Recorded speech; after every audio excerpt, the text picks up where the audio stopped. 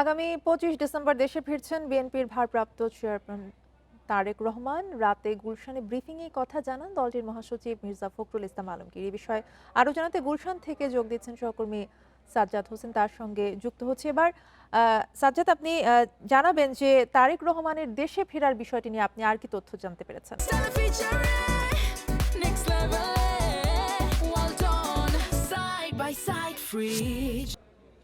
জি, আমি কিন্তু এই মুহূর্তে অবস্থান করছি বিএনপির গুলশান কার্যালয়ে। কিছুক্ষণ আগে 10:30টার দিকেই কিন্তু বিএনপির স্থায়ী কমিটির একটি বৈঠক হয় এবং বৈঠক শেষে কিন্তু সাংবাদিকদের ব্রিফ করে তারা জানান যে আগামী 25 ডিসেম্বর কিন্তু বিএনপির ভারপ্রাপ্ত চেয়ারম্যান তারেক রহমান দেশে আসবেন। দেশের মাটিতে তিনি কিন্তু 25 ডিসেম্বরে আসবেন এবং যেই মির্জা ফখরুল ইসলাম আলমগীর দলের মহাসচিব যেটি জানিয়েছেন, সেই দিনটি কিন্তু ছুটির দিন এবং বড়দিন, এবং এই ছুটির দিনেই কিন্তু সে দেশে আসবেন। এবং জানান, সাংবাদিকদের পক্ষ থেকে প্রশ্ন করা হয়েছিল সেই দিনকে কেন্দ্র করে কোনো ধরনের আনুষ্ঠানিকতা রাখা হয়েছে কিনা। সেটি বলেছেন যে আসলে দলের পক্ষ থেকে এখন পর্যন্ত কোনো আনুষ্ঠানিকতার বিষয় সিদ্ধান্ত হয়নি। আসলে দেশের মানুষ তাকে যেভাবে বরণ করে নেবে তিনি কিন্তু সেভাবেই দেশে আসবেন।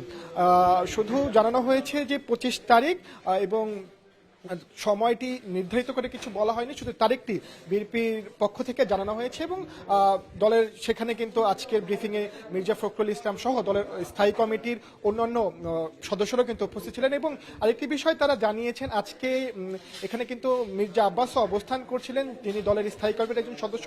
আজকে যখন ওসমান হাদির উপরে আক্রমণ করা হয় এবং তাকে যখন হাসপাতালে নিয়ে যাওয়া হয়, তখন কিন্তু সেখানে তাকে দেখতে গিয়েছিলেন মির্জা আব্বাস, যিনি ঢাকা ৮ আসনের কিন্তু সংসদ পদপ্রার্থী।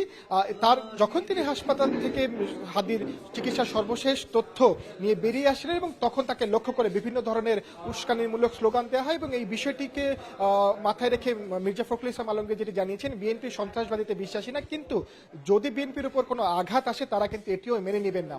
এই মোটামুটি এই অল্প এই দুটি বিষয়ে কিন্তু তারা আজকে বলেছেন, এর বাইরে কিন্তু তারা কিছু জানায়নি।